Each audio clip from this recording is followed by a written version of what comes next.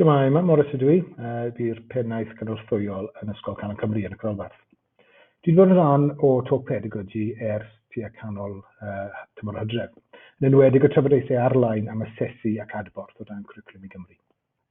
Fel athrawon, ni'n gwybod pa mor bwysig yw trafodaeth. Ni'n gwybod bod cymryd rhan mewn disgwrs yn gallu helpu ddatblygu dealltwriaeth.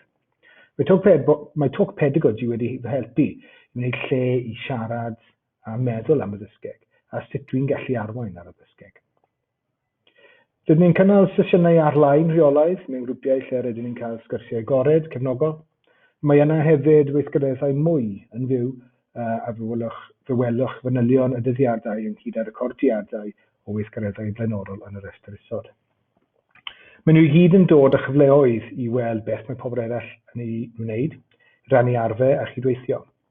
Wrth i ni fyfyrio ar ein profiadau o gweithio tuag at ein cwricwlwm newydd, mae'n amser pwysig i wneud hynny. Mae mwy na dim ond y mecaneg a'r manylion yr hyn mae cydweithwyr wedi cael llwyddiant gyda. Mae hefyd yn ymwneud â'r syniadau mwy a'r ymchwil tu ôl iddo.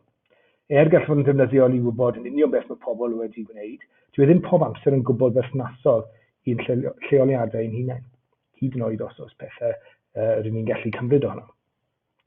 Ond mae cyfle i ymgysylltu ar y gwyddorion a'r ymchwil y tu ôl i'r datblygiadau hynny wedi bod yn defnyddiol iawn wrth lunio fy meddwl ac ymarfer. Felly, o ran cael lle i feddwl am a thrafod y ddysgeg, a hefyd i ddysgu am y gwaith gwych sy'n digwydd mewn lleoedd eraill, mae talk pedagogy wedi bod yn wych, yn ddefnyddiol iawn am fy swydd. Byddwn ni'n argymell trio sesiwn i weld a yw'n gweithio i chi. Gallai hyd yn oed cymryd rhan yn y grwpiau siapo llai i rannu ac archwilio a ddysgeg yn ddyfnach.